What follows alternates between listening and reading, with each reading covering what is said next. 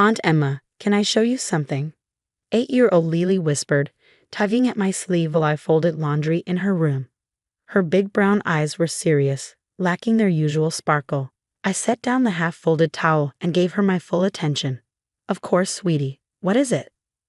Lily glanced nervously at her bedroom door before tiptoeing to her closet. She pushed aside a pile of stuffed animals and reached deep into the corner, pulling out a weathered shoebox decorated with faded butterfly stickers. Mommy doesn't know I found this, she said softly, clutching the box to her chest. She was crying one night and looking at it. When she went to get tissues, I saw where she hid it. My heart tightened. Sarah, my sister-in-law, had been different lately, withdrawn, quick to anger, constantly watching her phone. When she called earlier asking me to watch Lily for the evening, her voice had that familiar edge of desperation. I miss Daddy, Lily continued, her lower lip trembling. Mommy says he's just busy with work, but she held out the box. I think this is why he really left. I hesitated, torn between respecting Sarah's privacy and understanding what was troubling my niece. But looking at Lily's pleading face, I knew I couldn't brush this off. She needed someone to talk to, someone to help make sense of a world that had suddenly shifted. With gentle hands, I took the box and sat on Lily's bed, patting the space beside me. She crawled up, her small body pressing against my side as I carefully lifted the lid. Inside, layered with old tissue paper, was a collection of memories that made my breath catch. Photos of Sarah with a man I didn't recognize, taken over what looked like several years. Movie ticket stubs, handwritten notes, even a small dried rose. But what caught my eye was a stack of letters held together with a faded ribbon. "Who is this man with your mom?" I asked softly, though my stomach was already nodding with suspicion. "That's Uncle James," Lily said. "He used to come to my birthday parties before Daddy started working late all the time. Mommy said he was an old friend from college." My hands trembled as I picked up the bundle of letters.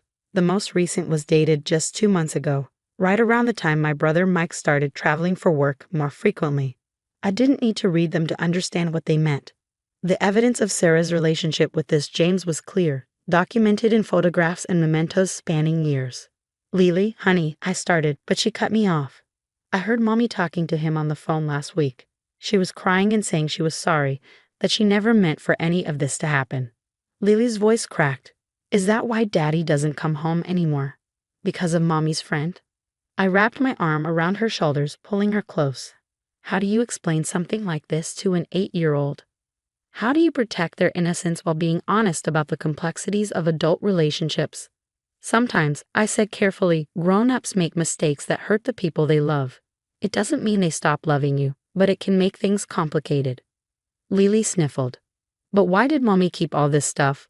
Why does she look at it and cry?" I thought about Sarah, about the woman who'd been part of our family for 10 years. Despite our differences, I'd always believed she loved my brother. Now, looking at the evidence of her deception, I felt a mix of anger and sadness. Not just for Mike, but for Lily, caught in the middle of adult choices she couldn't understand.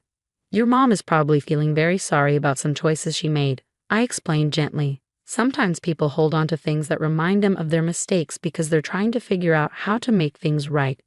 Just then, we heard the front door open. Sarah's voice called up the stairs. "Lily? Emma? I'm home early." Lily's eyes widened in panic. I quickly helped her return everything to the box exactly as we'd found it, tucking it back into its hiding spot in the closet. As footsteps approached the bedroom, I picked up the forgotten laundry and resumed folding, trying to calm my racing heart. Sarah appeared in the doorway, her designer outfit slightly rumpled, her eyes tired but bright with forced cheerfulness. "Thanks so much for watching her, Emma. I hope she wasn't any trouble." I looked at my sister-in-law, really looked at her, and saw something I hadn't noticed before. Guilt. It was there in the way she couldn't quite meet my eyes, in how her smile didn't reach its corners. "No trouble at all," I replied, keeping my voice steady. "We just had some good Aunt Niece time, didn't we, Lily?" Lily nodded, running to hug her mother. As Sarah embraced her daughter, I saw tears threatening to spill from her eyes. She knew what she stood to lose. The question was, what would she do about it? Walking to my car later, I couldn't shake the weight of what I'd discovered. My brother's marriage, my niece's happiness, our entire family's stability, all of it balanced on the secrets in that butterfly-covered shoebox. I pulled out my phone, staring at Mike's number on the screen. Should I tell him what I knew?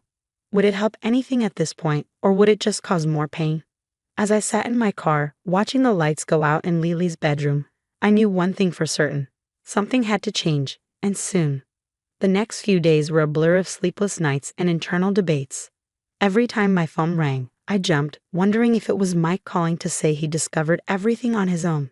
But he remained oblivious, sending our family group chat pictures from his business trips, lonely hotel rooms, and room service dinners. I couldn't stop thinking about Lily's face when she showed me that box, the hurt and confusion in her eyes. She deserved better than this web of lies. A week after discovering the box, Sarah unexpectedly showed up at my house. I opened the door to find her standing there, mascara slightly smudged, clutching her designer purse like a shield. "Can we talk?" she asked, her voice barely above a whisper. "Please." I stepped aside to let her in, leading her to my kitchen where a half-empty cup of coffee sat on the counter. Sarah perched on a bar stool, her perfectly manicured fingers drumming nervously on her purse. "Lily told me," she said suddenly, making me freeze. "She told me you saw the box."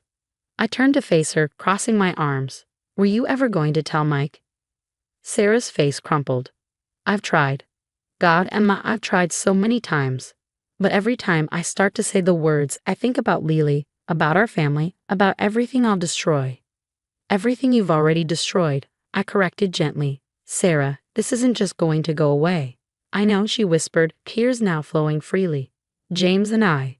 It started years ago, before Mike began working so much.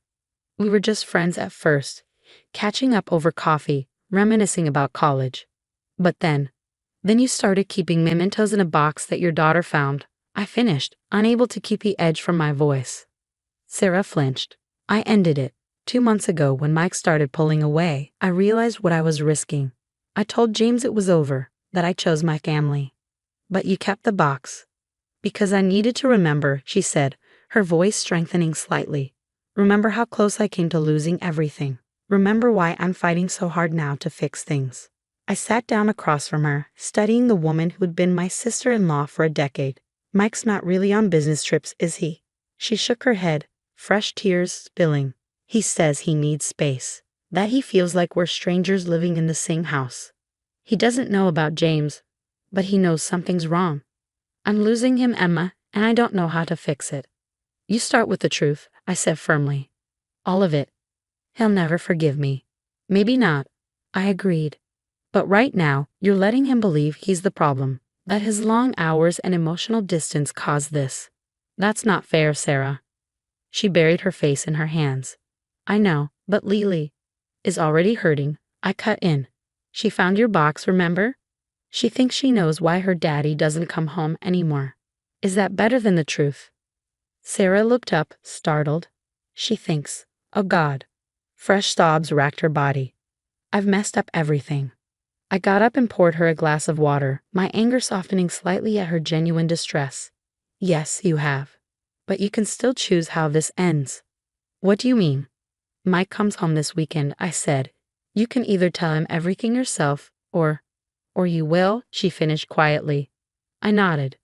"I love my brother, Sarah, and I love Lily. They both deserve the truth, even if it hurts." Sarah took a shaky breath, squaring her shoulders. Will you be there when I tell him?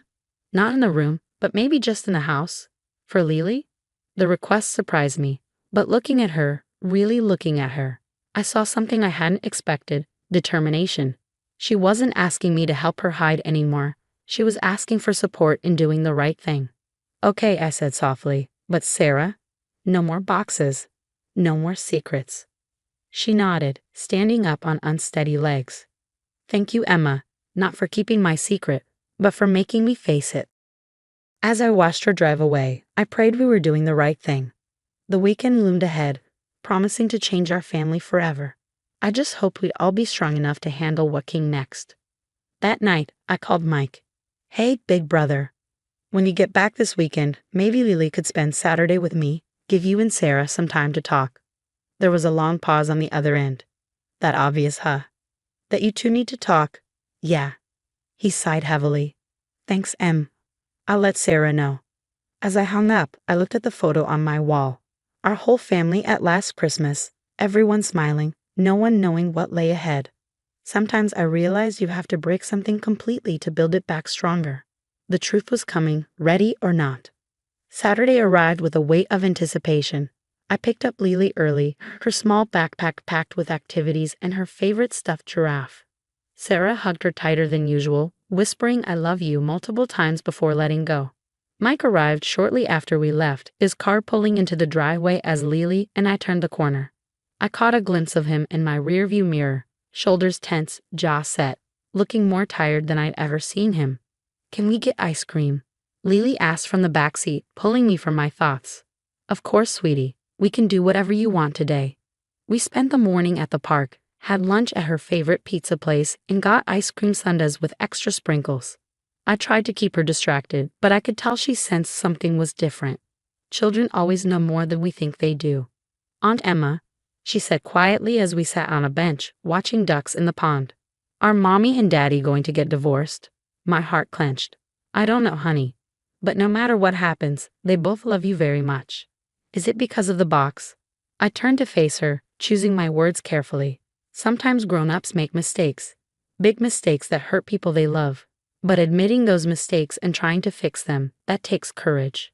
Like when I broke Mommy's favorite vase and told her the truth instead of blaming the cat. Despite everything, I smiled.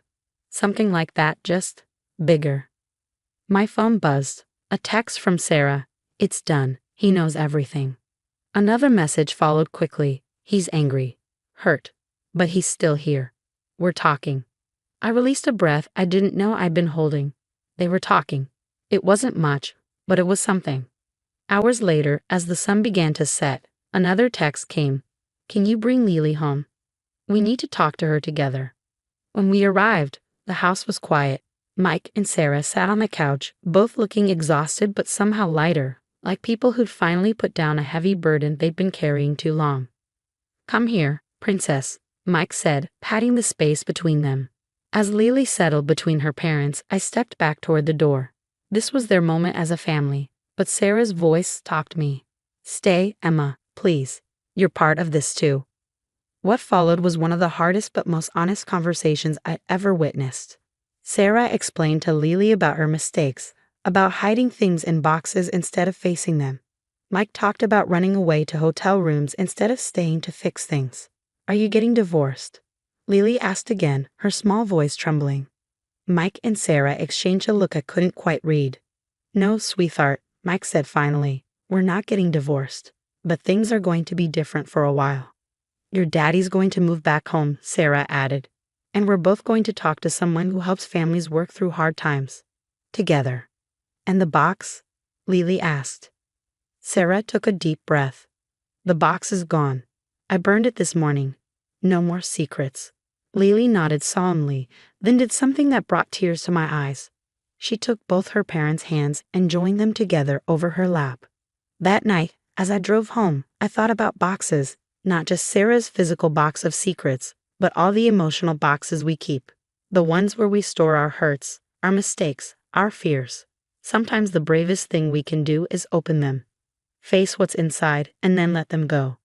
6 months later, our family gathered for Thanksgiving. Mike and Sarah had moved forward slowly, rebuilding trust day by day. They went to counseling, both together and separately. Mike started working less, coming home for dinner more. Sarah focused on being present, on rebuilding not just her marriage, but her relationship with Lily.